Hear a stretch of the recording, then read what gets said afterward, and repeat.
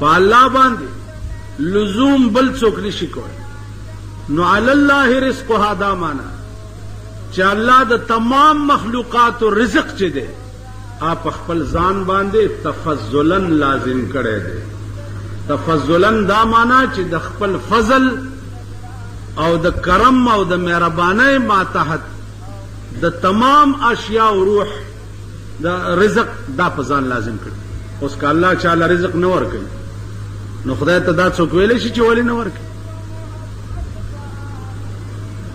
تاسو خیال راغی؟ ځکه چې الله تعالی باندې دا څوک آیت کولی شي چې خدای ته ووایي چې دله دا رزق ولې نه ورکوي؟ نو الله فرمایي چې تمام ذی روح چونکې زما پیداوار دی او ما د خپل پیداوار رزق چې دی هغه په ځان باندې لازم کړی. عزیزانو د رزق مسله چې ده تاسو وګورئ په دې ځمکه داسې اشیاء نشته چې هغې ته وقتاً فوقتاً خدای پاک خپل رزق نه رسوي. سمود یو قوم صالح علیہ السلام داغه پیغمبر قوم ولا راغه او معجزه ته طلب کړه چې مونږ به پتا ایمان ال راوړو چې دا په دې میدان کې یو کانه پروت دی چې دغه کانی نه یو اوخه راوباسي او هغه اوخه 40 غزه اوږدوي او 10 غزه لوړی او دومره پای کوي چې هغه تمام سمود قوم ته کافي کیږي.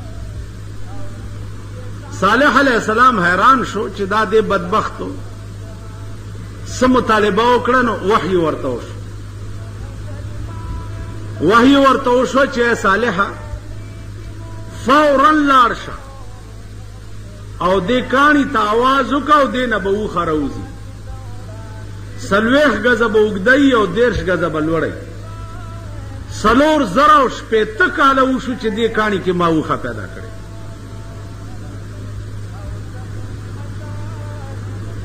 سلور زرو شپیته کاله وشو. اندازه وکړئ چې 4,060 کاله په دغه کاڼي کې دې اوښې ته رزق چاو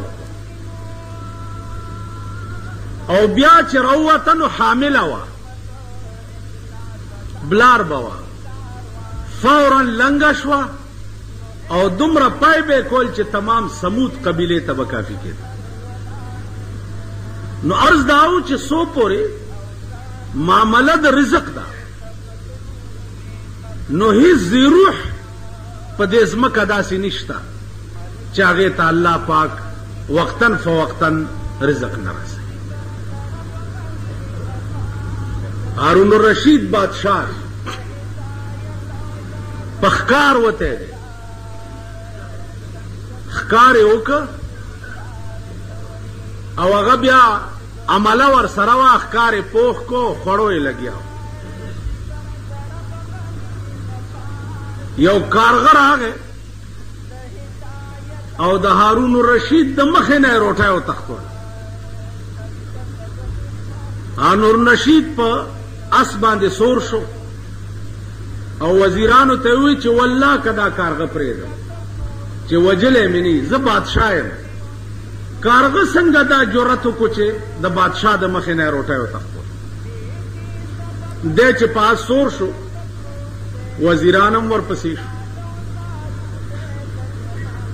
ځکه چې وزیر اعظم په منډو شي نو دا واړه واړه روټي خلاص خود به خود په منډو شي. کارغه مخکې او دی ورپسې.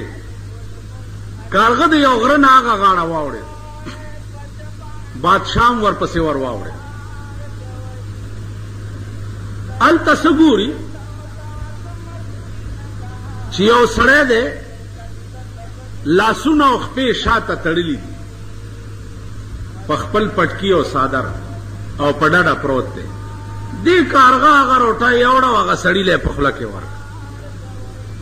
بجای د دې چې کارغه دا روټۍ په خپله خوړلی وی نو دا یوړه او هغه له یې په خوله کې ورکړه.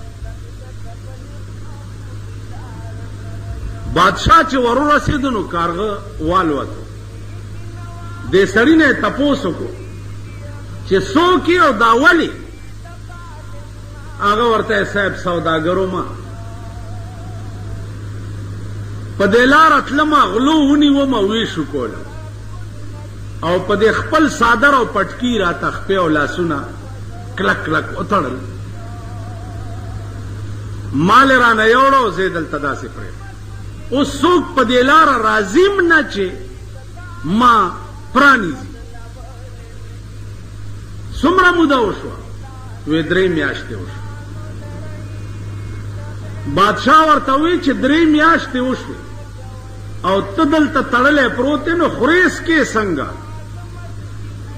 هغه ورته ویل بادشاہ په خدای قسم چې هغه غلو وتړلم او رانه لاړه. دا کارغه قدرت مقرر کړی دی ټیم په ټیم په دې مخوکه کې اوبه م راوړي مال یې خوله کې راکوي او روټۍ م راوړي مال. نو مولانا روم وایي چې اسببها بگذرو تقوا طلب اسببها بگذرو تقوا طلب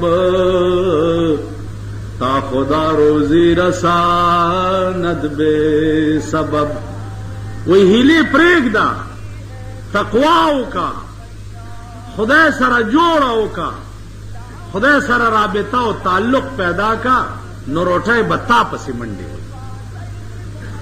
بجای د دې چې ته روټۍ پسې منډې وهې نو روټۍ به تا پسې راځي.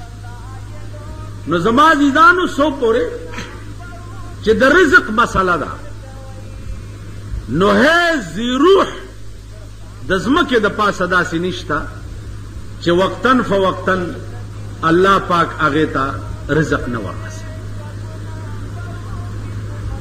دا مارغان وګورئ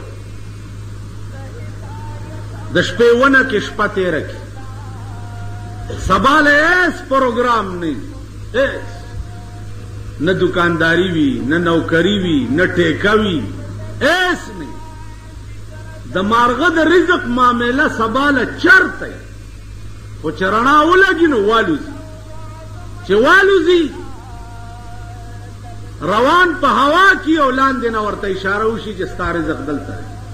په سړک راکینی دانه اوچته کی پټي کې کینی دانه اوچته کی په ونه کینی میوه اوچته کی رزق ورته ملاو شي موړ شي بیا په آرام کینی او ځان ګرئ او یخ یخ سوري باندې مزه اخلي.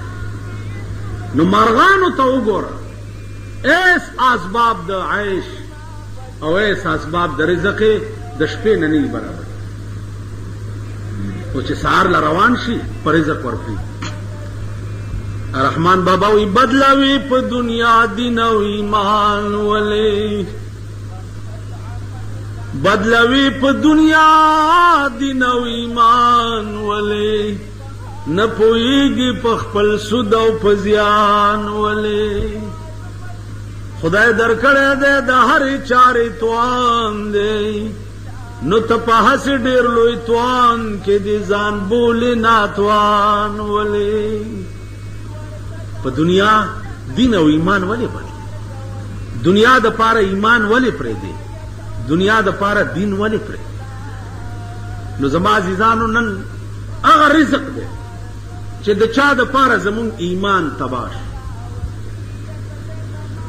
هغه رزق دی چې د چا د پاره زمونږ آخرت تباه شي هغه روټۍ ده چې د چا د پاره زمونږ دین او دنیا دواړه رسوا شي.